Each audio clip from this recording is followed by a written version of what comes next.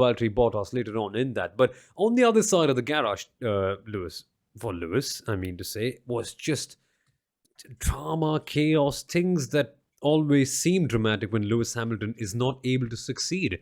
And what I'm really intrigued to see, Kunal, in this case was why did Mercedes leave the call later? Now, all the other teams were assertive. Red Bull were assertive that you've got a box. Mercedes were assertive for Bottas that you've got a pit. Now, in these cases, of course, in conditions that are wet dry, the ultimate call partly lies to the driver because, of course, they are the ones who can feel what is going on. But can you even blame anyone for this call in this case? I think it was just they backed an approach that didn't quite work out. And so all this complaining, all the drama that we see might be termed as characteristic of Lewis Hamilton in a way, but just what it is, right? Nobody wants to be the father of failure in a way. That's so well said, Soumil. And there's this quote doing the rounds on social media, and it's pretty much going to show up on everyone's feed if it already hasn't. Lewis was, saying that if Esteban could pull off a zero-stop strategy, he could have done it as well.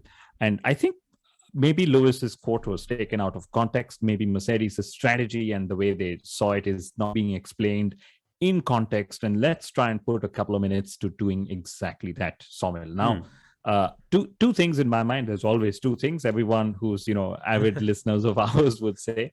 The first is, this is not a season where Mercedes is at their dominant best. We know that. I'm not going to explain that further, right? Had it been one of those kind of seasons, Mercedes could have just sort of played that kind of a role and said, let's just try and see if our luck stretches out. And let's see if Lewis gets lucky and he can pull the zero stopper, because the only one challenging him was Valtteri Bottas, as we know, right? But that's not the case anymore.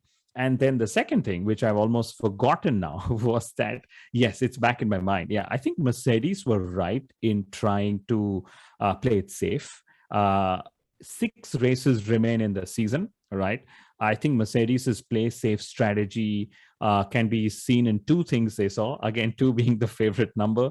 First was very much in the engine penalty that they took for this weekend, the 10th-place grid penalty for Lewis. And we will debate whether it was the right thing to do or not later on. But yeah, that was one. And the number 2 was, getting Lewis to pit, because I think Mercedes' simulations would have shown that Lewis would have lost points and lost positions either way, had he pitted or had he stayed out. And Mercedes just chose and made a decision to sort of pit, because they would have seen that he loses least number of points by pitting. That's the way I sort of read it. And since everyone's, harping about Ocon and, oh my God, he could do it. Ocon lost 50 seconds in the last 10 laps to Carlos Sainz Jr. After Carlos Sainz overtook him, he was literally 4 to 5 seconds a lap quicker. And if anything, Mercedes would have all the data to prove to Lewis Hamilton that he should have actually pitted earlier when they were calling him in and he was sort of debating their call. And I think it's great that drivers debate these calls, because the drivers drive on gut feeling, right? And they make a lot of these calls on gut. But I think in today's race, it was literally about pitting a little earlier, so your tires would go through the whole graining phase and then they sort of come alive, allowing you to attack later. You're right. Kunal and I just checked the data right before the race. Not right before the race ended, but right before we started recording this episode. 2 seconds per lap for 2 laps was the average graining phase that you got eventually. Suffered by Leclerc, suffered by Hamilton. And after that, he just didn't have enough time to catch on to the cars ahead of him. So maybe boxing in earlier could have helped out with something quite like that. But again, it happens on gut, it happens on instinct. It is what it is. But in terms of the surface, Kunal, why was the zero stop even a possibility? Let's get to Hamilton's engine and all that decision in 1 second. But I was confused because of course, there was no rain coming in.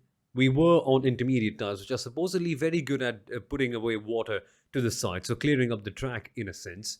And this was a slightly grippier surface. And so Turkey, of course, is also a circuit with good drainage, considering it's an FIA Grade 1 circuit per se. So why did we not see a dry line appear until the very last laps or so? Why was it still good enough for intermediates, even though it wasn't raining at all? in Istanbul Park? That's a very interesting question, and one of the reasons, or rather, again, two reasons. I'm going to stick to the number two, right? Since number two drivers came to the fore this weekend. First was it was extremely cloudy and overcast, as we saw, and the second, there was a lot of moisture in the air. So even though there wasn't any rain, the water was just not evaporating and sort of clearing itself from the circuit. So it wasn't that there was standing water per se, apart from a couple of places on the track, but again, very few.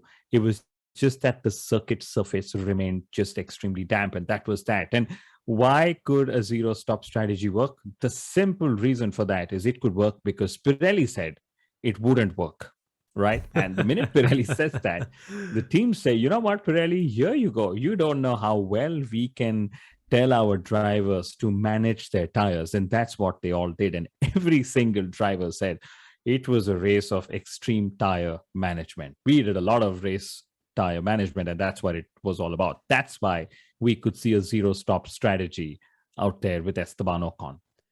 By the way, Alfa Romeo said there is no way it's going to happen. Kimi Raikkonen came in and said, well, why did you box me in? So you might want to see what's happening right there. Maybe they tried to go a bit too pragmatic, but it's good that they didn't go the Sebastian Vettel way, which was just maybe going for slicks, I don't know, 2 hours too early. Maybe because at this stage it might be a bit dry at Istanbul Park, but it was what it was.